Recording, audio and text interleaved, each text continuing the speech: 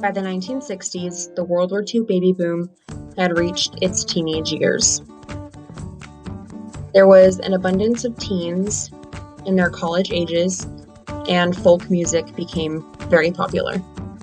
The folk revival began with the Kingston Trio, but ended up spreading, and more artists joined as time went by. Folk music typically consisted of simple chord progressions, acoustic instruments, and was usually in 3/4 or 4/4 time.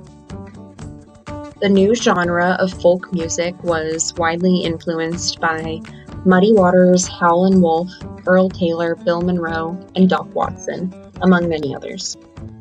With the rise of the folk revival also came the civil rights movement. It originally began with the IWW, which stands for Industrial Workers of the World, who were also called the Wobblies. They marched for equal rights for American workers. Woody Guthrie produced protest music that these kinds of groups listened to and marched to. Throughout the 1960s, the civil rights movement continued and intensified. Many people fought for equality, such as Martin Luther King Jr., who became a huge social figure and had a major impact on desegregation and equality.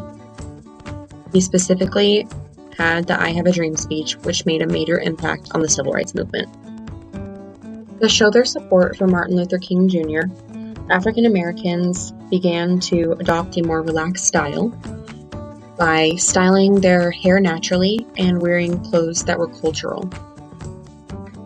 During the American Civil Rights Movement, gender equality, racial equality, religious equality, desegregation, workers' rights, better condition, and labor laws were fought for. Bob Dylan inspired many Americans to participate in the civil rights movement and fight for their rights. Dylan was mainly inspired by Hank Williams, Muddy Waters, John Lee Hooker, Jimmy Reed, and Howlin' Wolf. The Freewheelin' Bob Dylan album focused on social issues like the Cuban Missile Crisis and the civil rights. He used this as his platform to educate Americans on what was going on.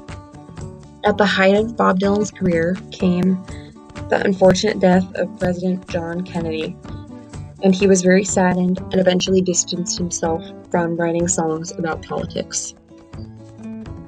Bob Dylan was extremely distraught by the assassination of President Kennedy, but it didn't stop him from performing and writing music.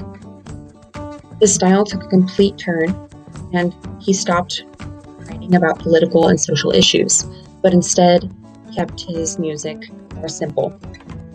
Joan Baez referred to it as very destructive.